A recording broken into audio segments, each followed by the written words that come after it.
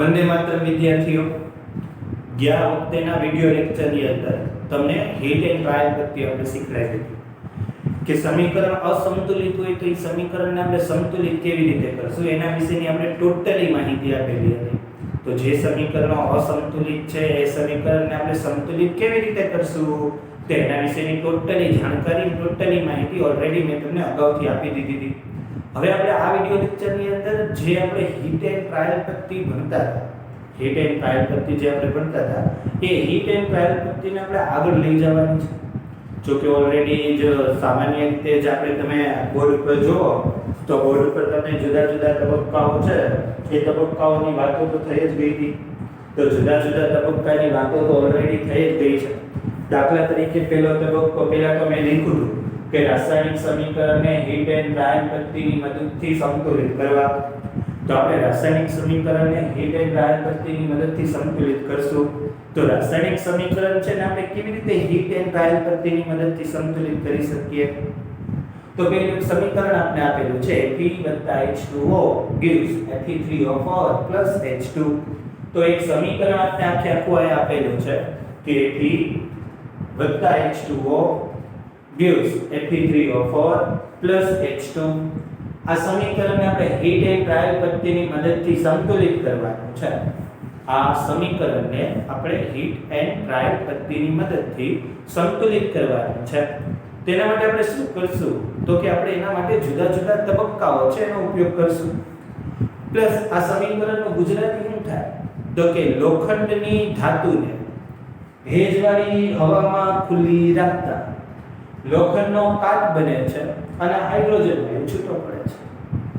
તો આ સમીકરણનું ગુજરાતી હું બોલ્યો જેને રાસાયણિક પ્રક્રિયા કહેશું. રાસાયણિક સમીકરણ મેં બોર્ડ ઉપર લખી દીધું છે. આ સમીકરણ દેખીતી રીતે જ આપણે ખ્યાલ પડી જાય છે કે સંતુલિત નથી.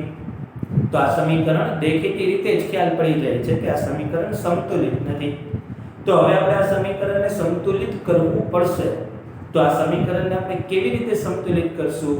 આ સમીકરણ છે એને આપણે કેવી રીતે સંતુલિત કરશું તેના માટે આપણે જોઈએ કે આ સમીકરણને આપણે કેવી રીતે સંતુલિત કરીએ.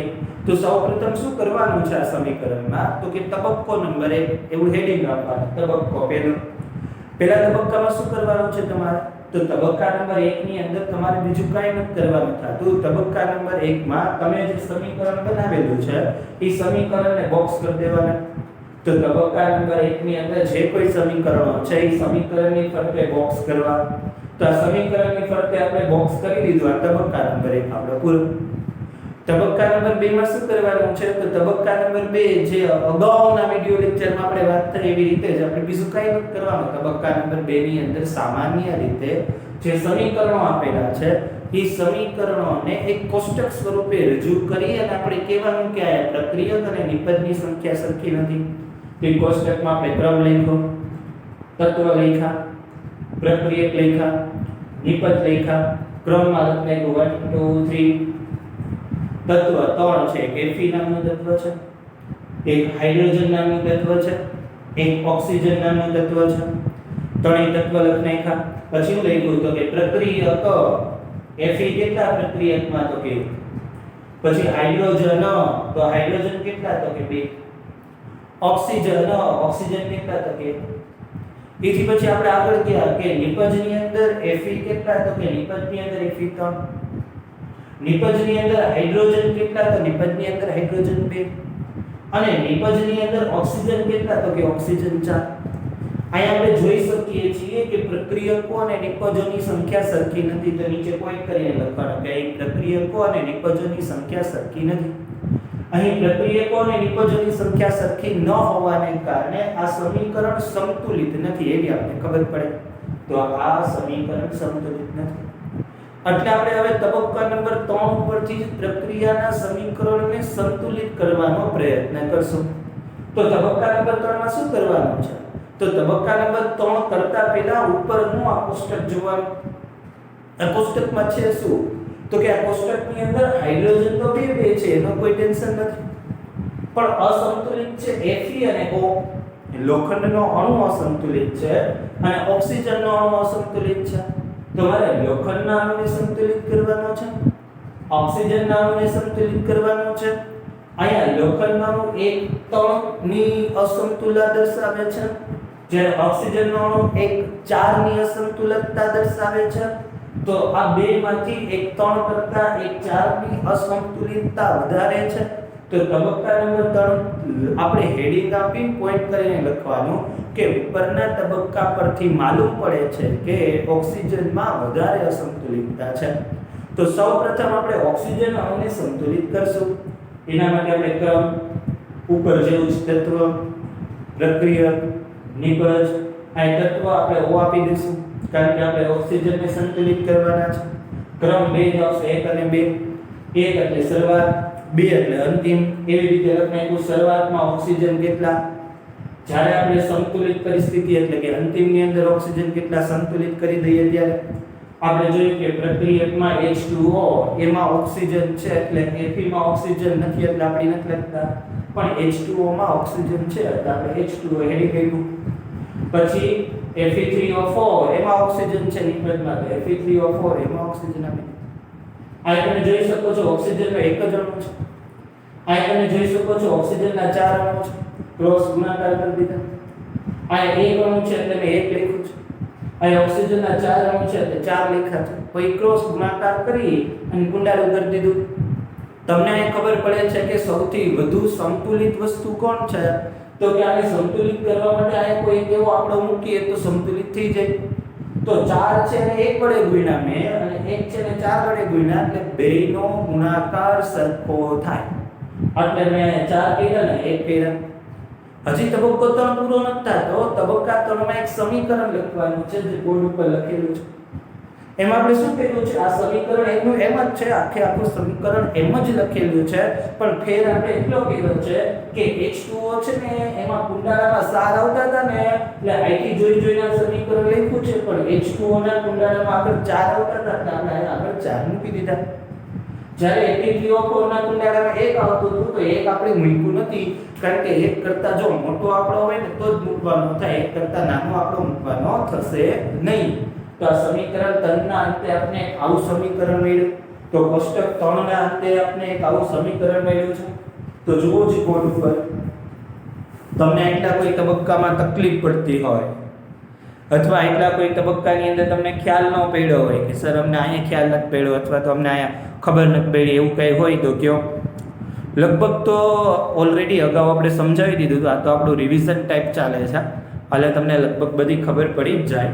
છતાં મેં કીધું તેમ ગયા વખતેની જેમ 1-2 વખત વિડિયો લેક્ચરને રિટર્ન આમ ફેરવશો એટલે તમને ખ્યાલ પડી જશે. તો આપણો આ વિડિયો લેક્ચર હકીકતની અંદર 6થો વિડિયો લેક્ચર છે, જેની અંદર જે કંઈ આપણે રિવિઝન થતું તે ઓલરેડી આપણે રિવિઝન કરી નાખ્યું છે. તો આપણો આ વિડિયો લેક્ચર 6થો છે. આ તો 5માનું આપણે રિવિઝન કરતા હતા. તો આપણો આ 6થો વિડિયો લેક્ચર છે જેમાં તબક્કા નંબર 3 લગી મેં તમને ભણાવી દીધેલ છે. હવે આપણે તબક્કા નંબર 4 સમજવાનો છે. હવે તબક્કા નંબર 3 ને અંતે જે સમીકરણ આવ્યું ને એ જ આપણા તબક્કા નંબર 4 માટે ઉપયોગી બનશે. તો તબક્કા નંબર 3 લગીન તમારે એમાં પહેલો તબક્કો તો હાવ હેલો જ હતો, બોક્સ કરવાનો હતો. બીજો તબક્કો બી તમને આવડી જાય એ રીતનો જ ઈ ટાઈપનો જ તબક્કો હતો એટલે એમાંય કોઈ ટેન્શન નથી. થોડુંક ત્રીજા તબક્કાની અંદર તમારે થોડુંક એવું વધારે જાણકારી મેળવવાની થાય એવું હોઈ શકે, બરાબર છે. તો ત્રીજા તબક્કામાં ઉપરના જેવું જ કોષ્ટક તો બનાવવાનું છે કે આ શરૂઆત અને અંતિમ આવે છે અને એક ઓક્સિજન અણુને સેટલમેન્ટ કરવા માટે પ્રક્રિયકમાં જે ઓક્સિજનનું સૂત્ર હોય એ લખ્યું અને નિપજમાં જે ઓક્સિજન વાળું સૂત્ર હોય એ લખ્યું અને પછી એમાંથી રહેલા ઓક્સિજનની સંખ્યા લખી અને એ ઓક્સિજનના અણુની સંખ્યાને સંતુલિત કરવા માટે કેટલા વડે ગુણવા પડે એવું આપણે ગુણોત્તર લખ્યો અને પછી આપણે સમીકરણને સંતુલિત કર્યું, બરાબર છે. હવે આપણે તબક્કા નંબર 4 માં જઈએ. તબક્કા નંબર 4 ની અંદર આપણે કરવાનું શું છે? તો જે આપણે તબક્કા 3 ને અંતે સમીકરણ મેળવ્યું છે એના ઉપરથી આપણે તબક્કા નંબર 4 છે એની હવે આપણે તબક્કા નંબર 4 જે આપણે તબક્કા નંબર 3 ના અંતે મળેલ સમીકરણ ઉપરથી લખશું, બરાબર છે. તો બોર્ડ ઉપર ધ્યાન રાખો. આપણે જોઈએ તબક્કા નંબર 3 નું સમીકરણ. હવે તબક્કા નંબર 3 છે એ તબક્કા નંબર 3 નું સમીકરણ Fe + 4H2O + Fe3O4 plus H2 જે સમીકરણ આપણે તબક્કા નંબર 3 ને તે મેળવ્યું. તબક્કા નંબર 4 માં ફરીથી આખો કોષ્ટક બનાવવાનો. ક્રમ 1 2 તત્વ ઓલી વખતે આપણે ઓક્સિજનને સેટઅપ કર્યો હતો. અહીંયા બહુ તમે ધ્યાનથી જોવો છો તો તમને ખબર પડશે કે ભાઈ ઓક્સિજન તો સેટઅપ થઈ ગયા પણ અહીંયા Fe એક જ છે જ્યારે અહીંયા Fe 3 છે. તો હવે આપણે કોને સંતુલિત કરશું તો કે લોખંડ નામના તત્વ Fe ને સંતુલિત કરશું. તો આ કૌંસમાં Fe આવી ગયો. તબક્કા નંબર 3 માં જેમ શરૂઆત અને અંતિમ હતું એમ આની અંદર શરૂઆત અને અંતિમ આવી ગયું. પ્રક્રિયક અને નિપજ હતું એમ પ્રક્રિયક અને નિપજ આવી ગયું. પ્રક્રિયકમાં Fe વાળું સૂત્ર કયું તો કે આ બોક્સ એ બોક્સ હતું લખ નાખ્યું. નિપજમાં Fe વાળું સૂત્ર કયું તો Fe3O4 Fe3O4 લખ નાખ્યું. જોયું અહીંયા Fe કેટલા તો કે કાઈ નથી એટલે 1. અહીં Fe3 લખેલું છે તો આમાં ઓક્સિજન 4 છે પણ એની વાત નથી કરવાની. અહીં તો Fe3 લખેલું છે તો આપણે 3 ની વાત કરવાની છે. તો અહીં Fe3 છે તો મેં 3 લખ નાખ્યું. ક્રોસ આપી દીધા. હવે એક ચોક્કસ આંકડો એવો લેવાનો કે જેને ગુણવાથી બંને આંકડા સરખા થાય. તો એકને મેં 3 વડે ગુણ્યું, 3 ને મેં 1 વડે ગુણ્યું, આટલી બેનો ગુણાકાર 3 ને આ બેનો ગુણાકાર 3. ઉપરથી સમીકરણ Fe લખ્યું, 4H2 એ 4H2O લખ્યું, Fe3O4 એ Fe3O4 લખ્યું, H2 એ H2 લખ્યું. પણ તમારે કયું સમીકરણ લખવાનું? તમારે પહેલું સમીકરણ લખવાનું તબક્કા 3 ને અંતે મળ્યું હોય એ તબક્કા નંબર 4 માં સમીકરણ લખવાનું લખ નાખ્યું. પછી આપણે જોયું કે ભાઈ Fe છે એને 3 વડે ગુણ્યા છે તો એની આગળ આપણે 3 મૂકી દીધા. Fe ને આપણે 3 વડે ગુણ્યા હતા તો એની આગળ કેટલા મૂકી દીધા આપણે? 3 મૂકી દીધા. 3 મૂકીને બાકી જે એ ત્રીજા ને અંતે મળ્યું તે લખ નાખ્યું. તો તબક્કા નંબર 4 સાવ સહેલો પોઈન્ટ છે. જો તબક્કા નંબર 3 આવડે એવો તબક્કા નંબર 4 ગણવાનો છે. તબક્કા નંબર 4 માં જેમ મેં તમને કીધું એ રીતની આખી વાતો કરવાની છે. તો તબક્કા નંબર 4 માં આખી આપણે એ રીતની વાતો કરી દીધી, સમીકરણ મેળવી દીધું. હવે જોવાનું સમીકરણમાં Fe કેટલા તો કે 3, નિપજમાં Fe કેટલા તો કે 3. આ ઓક્સિજન 4 કારણ કે આ કાઈ નથી પણ આગળ 4 છે અંદરના બંને તત્વો સાથે રહે. અહીંયા ઓક્સિજન 4, અહીંયા હાઇડ્રોજન જો 4 ગુણાકારમાં 2 તો 4 અને અહીંયા ગુણાકાર છે તો 4 ગુણાકારમાં 2 એટલે 4 દુ ને 8. જ્યારે હાઇડ્રોજન કેટલા છે? ખાલી 2. હવે તમને એક સર હાઇડ્રોજન સેટઅપ હતા પણ ત્યાં હાઇડ્રોજન સેટઅપ હતા એની ના નથી પણ જેમ જેમ આપણે ઓક્સિજનને અને લોખંડને સંતુલિત કરતા ગયા ત્યારે આપણા હાઇડ્રોજન છે ને અસંતુલિત થઈ ગયા. ઓક્સિજનને સંતુલિત કરવા ગયા અને લોખંડને સંતુલિત કરવા ગયા તો આપણા હાઇડ્રોજનના અણુઓ અસંતુલિત થઈ ગયા. હવે આપણે હાઇડ્રોજનના અણુને સંતુલિત કરવા પડશે. તો કઈ રીતે આપણે હાઇડ્રોજનના અણુને સંતુલિત કરી શકીએ? તો આપણે લખ્યું તબક્કા નંબર 5 એમાં ક્રમ લખ્યું, તત્વ લખ્યા, પ્રક્રિયક લખી, નિપજ લખી, જે આમાં હતું એ બધું જ આપણે આમાં લખ્યું. આ ટોટલી અહીંયા જે કઈ વસ્તુ હતી બધી જ વસ્તુ આપણે અહીંયા લખી. બરાબર છે? તો ટોટલી વસ્તુ આપણે આમાં જે હતી બધી લખ નાખી. શરૂઆત લખ્યું, અંતિમ લખી, શરૂઆત અને અંતિમ લખ નાખી. પ્રક્રિયક લખ્યું, નિપજ લખી, પ્રક્રિયક અને નિપજ લખ નાખી. જોયું આપણે કે ભાઈ પ્રક્રિયકની અંદર હાઇડ્રોજન વાળું સૂત્ર કયું છે તો કે 4H2O. તો 4H2O જોડે લખવાનું છે. ખાલી H2O લખી ન નાખવાનું. H2O ના બોક્સની આગળ જે નંબર હોય એ નંબર બી લખવાનો. તે નંબર લખ નાખ્યો 4. આ બાજુ H2 વાળું નિપજમાં સૂત્ર તો ખાલી H2 વાળું એક જ સૂત્ર છે. લખ્યું આ 4 ગુણાકારમાં 2 8 તો આ ટોટલ હાઇડ્રોજન 8 છે. અહીંયા બે જ હાઇડ્રોજન છે. ગુણાકાર કરીને કુંડાળું જેમ ત્રીજા તબક્કામાં કર્યું હતું, જેમ ચોથા તબક્કામાં કર્યું હતું, સેમ એઝ પાંચમા તબક્કામાં કર્યું. હવે શું કરવાનું આગળ જતા? તો કે ભાઈ એક આંકડો ને એક આંકડો એવો મૂકો કે બેનો ગુણાકાર સેમ થાય. 8 ગુણાકારમાં 1 એટલે 8, 4 ગુણાકારમાં 2 એટલે 4 દુ ને 8. શું કર્યું તો કે આને 1 વડે ગુણવાનું અને આને 4 વડે ગુણવાનું. આ સમીકરણ 3Fe 3Fe 4H2O 4H2O Fe3O4 Fe3O4 H2 H2 પણ આને 4 વડે ગુણ્યા છે એટલે આપણે આગળ 4 મૂક્યા. તો કોઈ એમ કે સર તમે આને 1 વડે ગુણ્યા છે ને તો 1 વડે ગુણ્યા તો 1 કરતા મોટો આંકડો હોય તો ટેન્શન લેવાનું. 1 હોય તો ટેન્શન નથી કારણ કે 4 ગુણાકારમાં 1 કરો તો 4 જ જવાબ. અહીં 4 ને 2 તો 4 ગુણાકારમાં 2 કરો તો 4 દુ 8 જવાબ આવે. અત્યારે 4 ગુણાકારમાં 1 છે તો કેટલો જવાબ આવશે? 4 જ જવાબ આવશે. તો અહીંયા સુધી તમને ઓલરેડી વિડિયો લેક્ચર 5 ચાલતો હતો એમાં મેં બધું ભણાવી દીધું. આ વિડિયો લેક્ચરમાં બધાનું રિવિઝન કરેલું. તો એક વખત આખું બોર્ડ તમારી સામે છે, નિરીક્ષણ કરી લો. અને આ નિરીક્ષણ થઈ ગયા પછી હવે આપણે આ હીટ એન્ડ ટ્રાયલ પદ્ધતિ છે અને આપણે આગળ લઈ જવાની છે, કારણ કે એટલું તો ઓલરેડી અગાઉના વિડીયો લેક્ચરમાં આપણે કામ કરી લીધેલું છે. હવે આ વિડીયો લેક્ચરની અંદર આપણે આ હીટ એન્ડ ટ્રાયલ પદ્ધતિ છે ને આગળ લઈ જઈએ. આગળ લઈ જાય એટલે તબક્કા નંબર 6 આવશે. 5 નંબરનો તબક્કો પૂરો થઈ ગયો છે. હવે જે કંઈ આપણી પાસે આવશે એ તબક્કા નંબર 6 આવશે.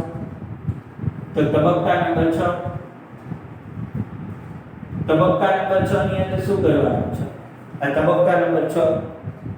હવે તબક્કા નંબર 5 ની અંદર આપણે જોઈએ બધા આંકો સંતુલિત છે કે નહીં ચેક કરવા માટે આપણે તબક્કો નંબર 6 પહેલા એકદમ ચેક કરીએ. ચલો 3 Fe તો 3 Fe, 4 × 8 હાઇડ્રોજન તો 4 × 8 હાઇડ્રોજન, ઓક્સિજન ના અણુ 4 તો ઓક્સિજન ના અણુ 4, એટલે બધું હરખું જ છે. તો તબક્કા નંબર 6 છે ને આપણે ખરાઈ માટેનો તબક્કો બનશે.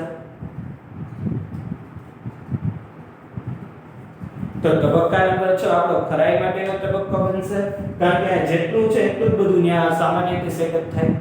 આમ છતાં જાણવું હોય તો ખરાઈ માટેના તબક્કામાં તમારે શું કરવાનું? ફરીથી કોષ્ટક દોરવાનું. જે તબક્કા નંબર 2 માં દોર્યું હતું ને ઉસાયામેઝ કોષ્ટક દોરવાનું. તબક્કા નંબર 2 માં ક્રમ, તત્વ, પ્રક્રિયક અને નિપજ. પછી 1 2 ને 3 Fe H અને O. તેવી રીતે એક કોષ્ટક દોરી નાખું છું. ક્રમ પછી આપણે બધાને ખબર જ છે તત્વ પછી પ્રક્રિયક અને પ્રક્રિયક પછી નિપજ. તો આપણે દોરી નાખ્યું ક્રમ, તત્વ, પ્રક્રિયક અને નિપજ. ક્રમ આપી દીધો 1 2 3. તત્વ 3 હતા, એક Fe, એક H અને એક O. તો 3 તત્વ હતા, 3 તત્વ આપી દીધા, એક Fe, H અને O. આ સમીકરણને ધ્યાનથી જુઓ. જે છેલ્લું સમીકરણ મળ્યું છે ને એને ધ્યાનથી જુઓ. 5 ને અંતે એમાં Fe પ્રક્રિયકમાં કેટલા છે? તો કે 3. તો 3 લખવાના. ધ્યાનથી જુઓ હાઇડ્રોજન 4 દુને કેટલા છે? 8. તો 8 લખવાના. તમે ધ્યાનથી જુઓ ઓક્સિજન કેટલા છે? તો કે 4. તો 4 લખ્યા. તો જેટલું પ્રક્રિયકની અંદર અહીંયા તમને જે આપેલું હતું 3 Fe તો મેં 3 Fe લખ્યા છે. 4 દુને 8 હાઇડ્રોજન તો મેં 8 હાઇડ્રોજન લખ્યા છે. 4 ઓક્સિજન તો મેં 4 ઓક્સિજન લખ્યા છે. નિપજમાં હોયા જાય. નિપજની અંદર આ લેરા પછીની જે વસ્તુ હોય એને નિપજ કહેવાય. નિપજમાં Fe કેટલા છે? તો કે 3. તો આપણે નિપજમાં Fe 3 છે તો 3 લખીએ. પછી અહીંથી આપણે આગળ જોઈએ તો ઓક્સિજન કેટલા છે? તો કે 4. તો આપણે ઓક્સિજન 4 છે તો ઓક્સિજનની આપણે 4 લખીએ. હાઇડ્રોજન 4 દુને કેટલા છે? તો કે 8. તો હાઇડ્રોજન 4 દુને કેટલા લખીએ? તમે આ જોઈ શકો છો કે જેટલા પ્રક્રિયક છે એટલી જ શું છે? નિપજ. પ્રક્રિયકોની સંખ્યા અને નિપજની સંખ્યા કેવી છે? સરખી છે. પ્રક્રિયકોની સંખ્યા અને નિપજની સંખ્યા કેવી છે? સરખી છે. જો પ્રક્રિયકો અને નિપજની સંખ્યા સરખી હોય તો દળ સંચયના નિયમનું પાલન થાય છે. દળ સંચયના નિયમનું પાલન થાય છે તો આ સમીકરણ કેવું છે? સંતુલિત છે. તો અહીં ખાલી પોઈન્ટ કરીને લખવાનું કે દળ સંચયના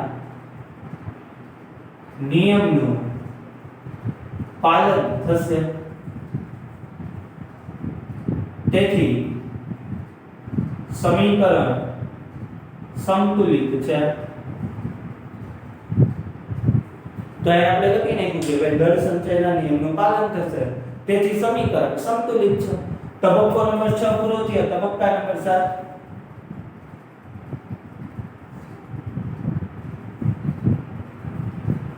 હવે તબક્કા નંબર 7 માં શું કરવાનું? તો કે આ સમીકરણ સંતુલિત થઈ ગયું છે એ આપણને ખબર છે, એટલે છેલ્લે જે આપણે સમીકરણ મળ્યું છે ને એ લખવાનું.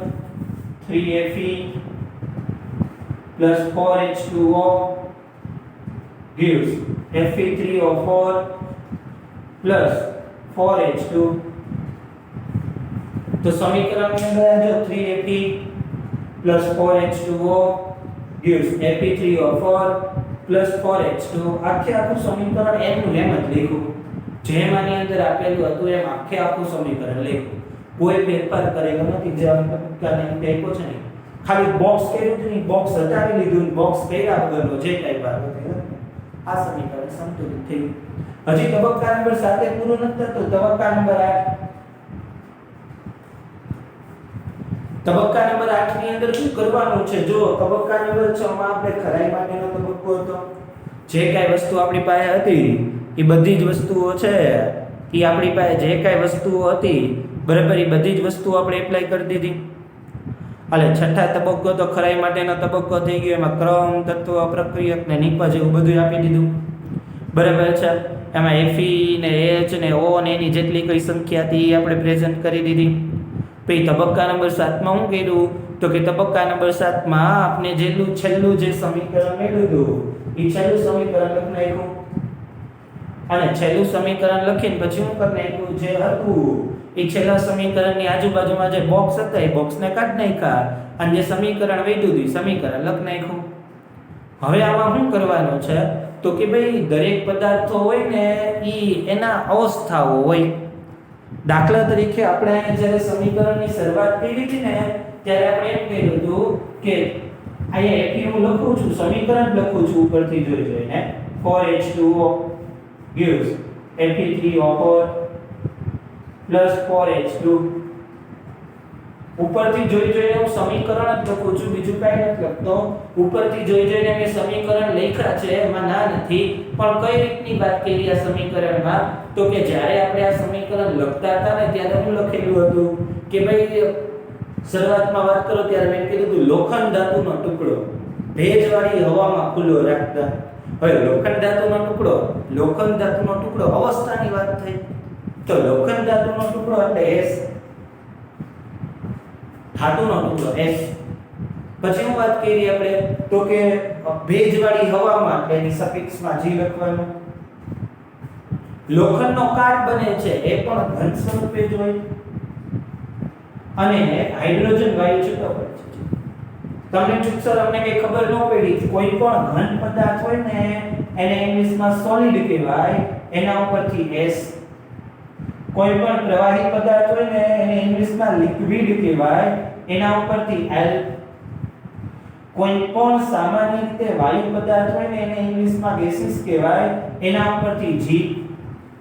અને કોઈ પણ દ્રાવણ સ્વરૂપનો પદાર્થ હોય એને ઇંગ્લિશમાં એક્વાસ કહેવાય, એના ઉપરથી HQ. જો કોઈ પદાર્થ ઘન સ્વરૂપે હોય તેની સફિક્સમાં S લખવાનું હોય. જો કોઈ પદાર્થ પ્રવાહી સ્વરૂપે હોય તેની સફિક્સમાં L લખવાનું થાય. જો કોઈ પદાર્થ વાયુ સ્વરૂપે હોય તેની સફિક્સમાં G લખવાનું થાય. અને જો કોઈ પદાર્થ દ્રાવણ સ્વરૂપે હોય તેની સફિક્સમાં HQ લખવાનું થાય. અહીં લોખંડ ધાતુનો ટુકડો હતો એટલે મેં S લખ્યો. ભેજવાળી હવા, જો ભેજવાળી હવા આપણે એક સાઈડ પાણી તો લિક્વિડ કહેવાય ને, પણ અહીંયા પાણી લેવાનું પણ ભેજ સ્વરૂપે એટલે ભેજવાળી હવા છે એટલે મેં G આપી દીધું.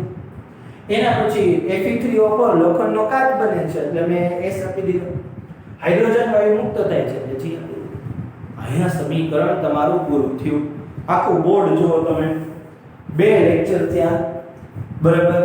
એટલે તમારે ટોટલ કલાક એક જેવો કાર્યક્રમ થયો તો તમને એક સમીકરણ સમજાવતા 1 કલાક થઈ મારે. અને આ 2 વિડિયો લેક્ચર 5 અને 6 આમ તો કમ્બાઈન જ વિડિયો લેક્ચર છે, પણ બહુ મોટો વિડિયો લેક્ચર કાંઈ ઉઠેબલ કે સુટેબલ ન બને એટલા માટે આપણે એના 2 કટકા કરી નાખ્યા. તો બોર્ડ ઉપર આખું સમીકરણ તમને આપેલું જ છે. હા, સ્ક્રીન ઉપર છે જ ગેસીસ લખ્યું છે એનો G એ તો ખબર પડી જાય છે, પણ આપણે આજે દ્રાવણ લખ્યું છે એની ખબર નથી પડતી. તે છે હું તમને અહીંયા દર્શાવી દઉં કે કોઈ પણ પદાર્થ જ્યારે દ્રાવણ સ્વરૂપે હોય ત્યારે એને HQ વડે દર્શાવવામાં આવે. કોઈ પણ પદાર્થ જ્યારે દ્રાવણ સ્વરૂપે હશે ત્યારે એને HQ વડે એટલે આપણે તમને HQ છે ને એ સાઈડમાં લખી દીધું, જે સ્ક્રીન ઉપર થોડુંક નહોતું દેખાતું. એટલે દ્રાવણ હોય એને ઇંગ્લિશમાં એક્વાસ કહેવાય, એના ઉપરથી આપણે HQ કહેવાય. તો આખું બોર્ડ ઉપર તમને આખું સમીકરણ આપી દીધું છે. આ સમીકરણ છે એ સમીકરણ 4 માર્ક્સમાં પૂછાય તો બોર્ડ ઉપર લખેલી તમામ વસ્તુઓ લખવી પડશે. તો આ સમીકરણ તમને ઓલરેડી ક્યાંય નવનીતમાં કોઈ લેખામાં આવી રીતે નહીં આપેલું હોય. આપણે તમને આ બહુ વ્યવસ્થિત આખું સમજાવેલું છે. જે જગ્યાએ જેટલી જરૂરિયાત હતી એટલી આપી છે. ચોપડીમાં તમે જોશો તો આખા 2-3 પાના ભરેલા છે અને એમાં બધુંય લખેલું છે. પણ આમાં કંઈ થિયરી લખવાની જરૂરિયાત એટલી બધી કંઈ ખાસ હોતી નથી. જ્યાં મેં સૂચનાઓ દીધી છે ત્યાં તમે ખાલી થિયરી લખશો તો ચાલશે. બાકી કંઈ બહુ વધારે આખી થિયરી લખવાની કોઈ જરૂરિયાત હોતી નથી. આપણે આ સમીકરણને અહીંયા પૂરું કરીએ છીએ. હવે આપણે આના પછી બીજા બધા સમીકરણો છે એ આપણે સમજવાના છે. તો એક mg વાળું સમીકરણ હું તમને સમજાવું છું. તો આ બોર્ડ ઉપર બધું આપણે સાફ કરી અને mg વાળું એક સમીકરણ છે એના ઉપર ધ્યાન રાખો એટલે સમજાવી દઉં. તો હવે આપણે આ જે સમીકરણ છે ને એ સમીકરણ નંબર આપણે બીજું એક લઈએ.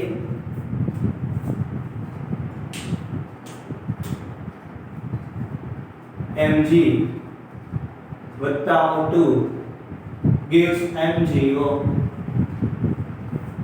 આપણે આ સમીકરણ એક લીધું mg વત્તા O2 gives mgO. તો આ સમીકરણ સંતુલિત નથી, આને આપણે સંતુલિત કરવાનું છે. તો હીટ એન્ડ ડ્રાય પદ્ધતિની મદદથી જ્યારે આ સમીકરણને આપણે સંતુલિત કરીએ ત્યારે આપણે શું કરવાનું? તો કે સૌપ્રથમ તબક્કો નંબર 1 જે સમીકરણ આપેલું છે એને બોક્સ કરવું. તો તબક્કા નંબર 1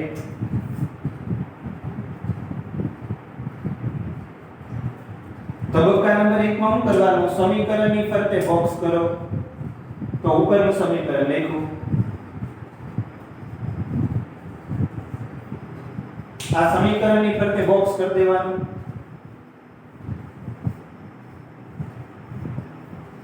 તો તબક્કા નંબર 1 આપણો પૂરો. તબક્કો નંબર 1 આપણે એમ કે કોઈ પણ સમીકરણ આપ્યું હોય સમીકરણની ફરતે બોક્સ કરવું.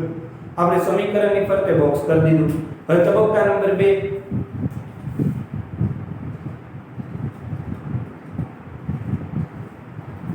તબક્કા નંબર 2 માં શું કરવાનું? એક સરસ મજાનો કોષ્ટક બનાવવાનો. ક્રમ, પછી તત્વ, પ્રક્રિયકનું નામ અને નિપજનું નામ.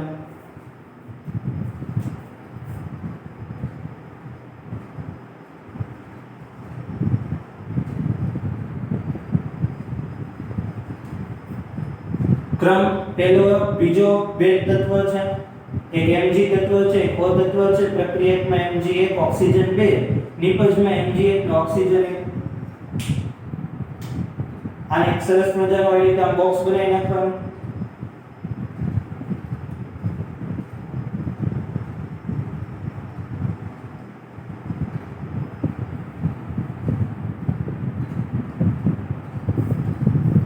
તો આપણે જેમ આની અંદર બીજો તબક્કો લખ્યો તો એમાં બીજો તબક્કો લખ્યો કે ભાઈ તત્વ, પ્રક્રિયક, નિપજ. તત્વ 2 છે mg ને O, પ્રક્રિયકમાં 1 છે, mg માં ઓક્સિજનમાં 2 છે. તો mg કેટલા? તો કે 1 ઓક્સિજન કેટલો? તો કે નિપજની અંદર 2 1 છે. જ્યારે પ્રક્રિયકની અંદર mg 1 છે અને ઓક્સિજન 2 છે. તબક્કા નંબર 3 કરવાનો.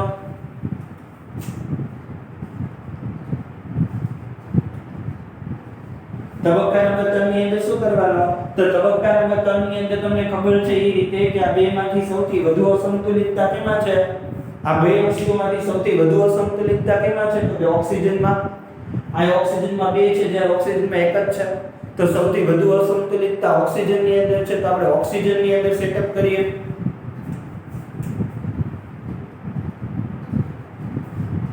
ક્રમ, P તત્વ, આ વખતે ઓક્સિજન નામનું તત્વ, પ્રક્રિયક અને નિપજ. આ 1 અને 2 આપણે ખબર જ છે. શરૂઆત અને અંતિમ.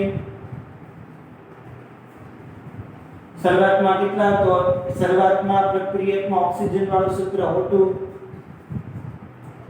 નિપજમાં ઓક્સિજન વાળું સૂત્ર MgO. આ ઓક્સિજન 2 છે, આ ઓક્સિજન 1 છે. કુંડાળો કરી દે. તો સેમ એ હોમવર્ક કરતા હતા એ તબક્કા નંબર 3. આ બે કુંડાળામાં એક આંકડો એવો લખવાનો કે જેના વડે બે સંતુલિત થઈ જાય. તો 2 ને 1 વડે અને 1 ને 2 વડે ગુણાકાર. તો તમે જોઈ શકો છો 1 ને 2 વડે અને 2 ને 1 વડે.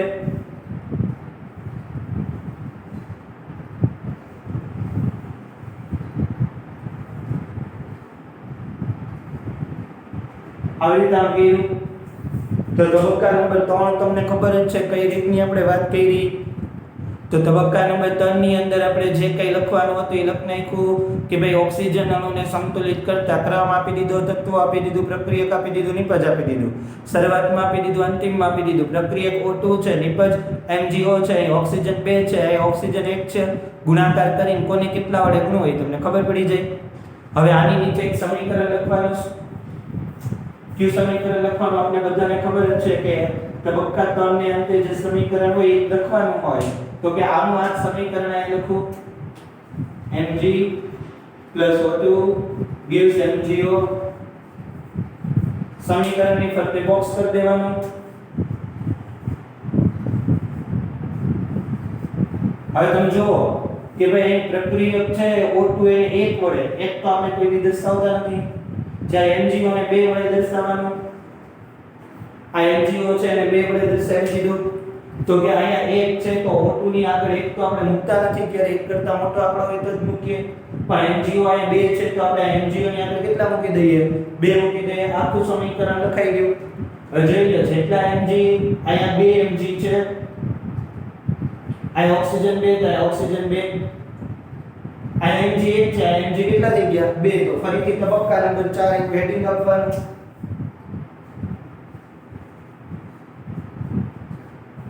તબક્કા નંબર 4 માં પાછો જેવી રીતે ક્રમ આપણે કર્યો તો તબક્કા 3 માં એક ક્રમ,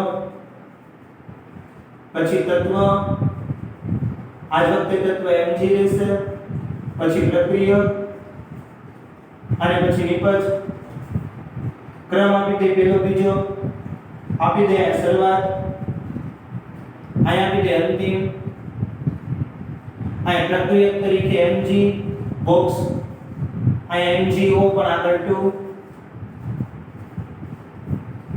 જેમ ત્રીજા તબક્કામાં વાર્તા કરી હતી એવી સેમ એ તબક્કા નંબર 4 માં વાત કરવાની. અહીંયા કેટલા છે? Mg 1, અહીંયા Mg કેટલા છે? 2. હાલો અહીંયા તમે કેવો આંકડો મૂકશો? તો કે અહીંયા આપણે 2 મૂકશું, અહીંયા કેટલા મૂકશું? 1. તો જેમ તબક્કા નંબર 3 માં કર્યું હતું સેમ એ એવું 4 માં કર્યું. આ ઓક્સિજન માટે હતું, આ Mg તત્વ માટે હતું.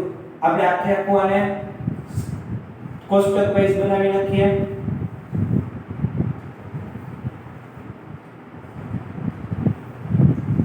આ કોષ્ટક વાઇઝ બનાવી નાખો આપણે. હવે આપણે શું કરવાનું? જેમ તબક્કા નંબર 3 ને એક સમીકરણ હતું એમ તબક્કા 4 ને એક સમીકરણ લખવાનું. Mg plus O2 gives 2MgO. હવે શું કરવાનું? તો કે આ Mg ની આગળ કેટલા મૂક દેવાના? 2. તો આ Mg ની આગળ 2, Mg ની આગળ 2 મુકાઈ જાય એટલે કામ પતી ગયું. હવે જો ગણી જો આ Mg 2, આ Mg 2, ઓક્સિજન 2, આ ઓક્સિજન 2. હવે આપણે કરવાનું તબક્કા નંબર 5.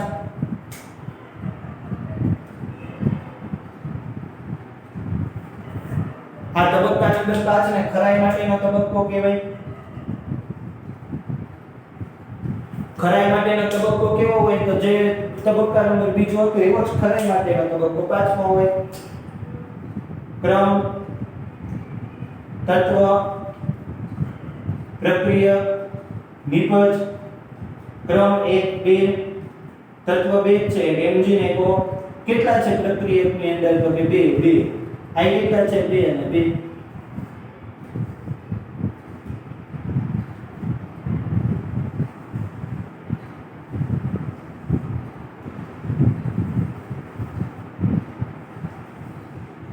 લખી નાખ્યું. આ બધું હરખું થઈ ગયું એટલે લખ નાખવાનું. પ્રક્રિયકો અને નિપજોની સંખ્યા સરખી છે. પ્રક્રિયકો જેટલા છે એટલા જ નિપજો છે. તો હવે આપણે જે ઉપરનું આખું તબક્કા નંબર 6 લખવાનું. આને આપણે સાઈડમાં લખી દઈએ. તબક્કા નંબર 6 શું કરવાનું? તબક્કા નંબર 6 ની અંદર આવું આ સમીકરણ લખવાનું, પણ ક્યાંય બોક્સ નથી કરવાનું, સીધું 2Mg plus O2 gives 2MgO. હવે તબક્કા નંબર 7.